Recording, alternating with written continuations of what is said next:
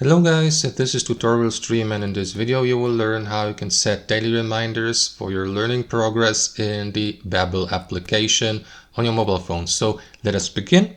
Alright guys, so launch the Babbel app, and here on your Android app, for example, what you need to do is tap into your profile icon in the top right and navigate to your account settings. Here inside your account settings, swipe all the way down to get to the general section, and here tap into reminders. So you may choose your days for the reminder and also a time of the day.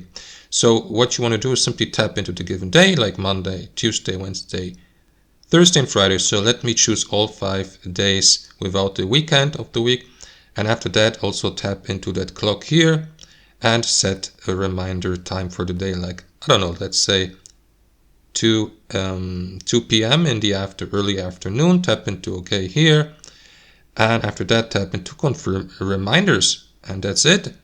That's how you set reminders for your learning progress in the Babbel mobile application. Hope you enjoyed it, and until next time.